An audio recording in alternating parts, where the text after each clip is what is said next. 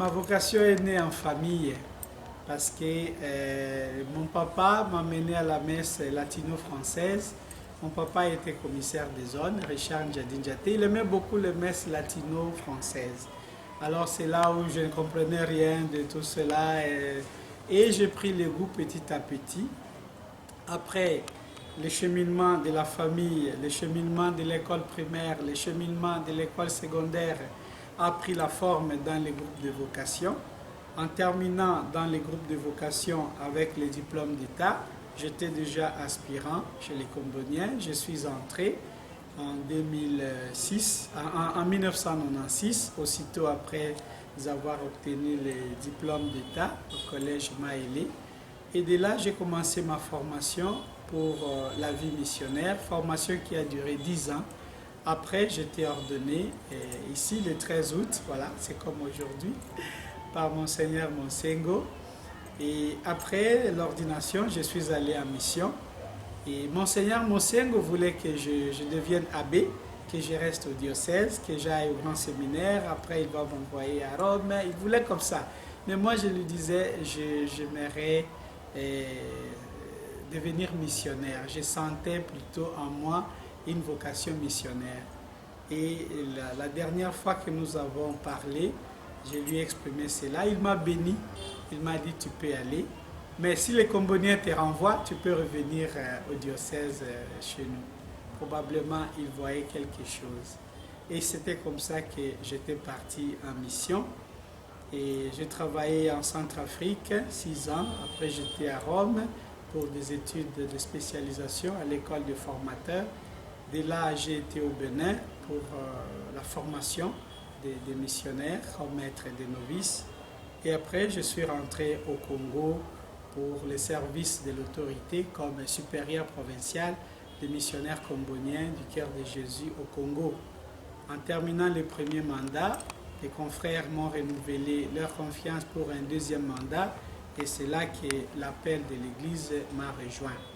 Ma vocation est vraiment celle d'être missionnaire, c'est-à-dire tout ce que j'ai reçu comme trésor, comme merveille de Dieu, comme expérience de Dieu dans la rencontre avec le Christ, que je le partage avec le plus grand nombre possible.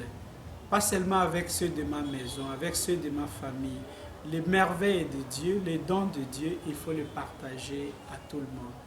Et donc, je me sens toujours missionnaire, c'est-à-dire cette personne qui a reçu dans la rencontre avec Jésus-Christ quelque chose de beau, de bien, de vrai, de bon, de fort, de solide, et qu'il est disposé à partager cette merveille avec ses frères, avec ses sœurs. Maintenant, je l'ai fait, avant je l'ai fait dans le monde entier, maintenant je vais être missionnaire chez moi, à Kisangani, et je suis très content d'accomplir cette mission avec humilité. Depuis l'année dernière, Excellence, vous étiez élevé à la dignité épiscopale. Un message à donner aux jeunes qui aspirent à la prêtrise ou à la vie religieuse à cette date du 13 août. Le message que je peux leur donner, c'est de découvrir leur vocation, non comme un hasard, non comme un droit de l'homme, non comme aussi une conquête personnelle, mais de découvrir leur vocation comme l'initiative de l'amour de Dieu envers eux. C'est parce que le Seigneur les aime qu'il les appelle. Alors je leur demanderai d'être transparents dans la réponse à l'appel de Dieu, d'être généreux dans la réponse à l'appel de Dieu, pour que le processus de formation ait un impact positif dans leur cœur, afin qu'ils puissent se convertir. Le processus de la formation à la vie religieuse consiste à amener les candidats à se convertir au Christ. C'est seulement à l'intérieur de cette conversion que l'on peut devenir consacré, prêtre, missionnaire, religieux, religieuse. Sans la conversion au Christ, on ne peut pas devenir prêtre, on ne peut pas devenir missionnaire, on ne peut pas devenir religieuse. Et donc, j'inviterai les jeunes qui veulent s'engager dans la vie religieuse et sacerdotale à ne pas avoir peur, parce que Jésus les aime et Parce qu'il les aime, c'est pourquoi il les appelle. On n'appelle que celui qu'on aime. Celui qu'on n'aime pas, on ne l'appelle pas. Qu'ils expérimentent d'abord l'amour du Seigneur dans leur vie. Combien le Seigneur les aime. Et alors, il les appelle. En les appelant, le Seigneur attend d'eux une réponse libre, généreuse et transparente. Cette transparence va se vérifier pendant le processus de la formation pour arriver à la conversion. Et lorsque cette conversion est réalisée, du moins lorsque le processus de la conversion est déclenché, alors on peut espérer avoir une personne consacrée, un missionnaire, un prêtre.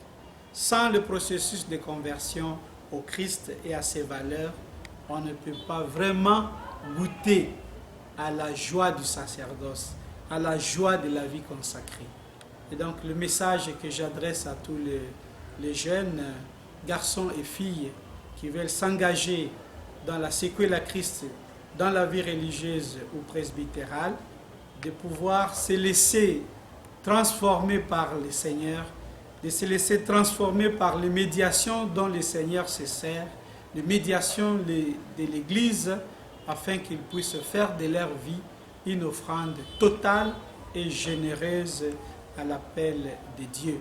Qu'ils n'aient pas peur, le Christ ne leur ravira pas ce qu'ils ont de bon, de beau, de bien. Le Christ n'enlèvera pas ce que ces jeunes ont de fort, de fascinant, de beau, de bien, de noble. Au contraire, il va renforcer ce qu'ils ont de beau afin qu'ils soient capables de pouvoir les donner à Dieu au service de l'Église et de leurs frères.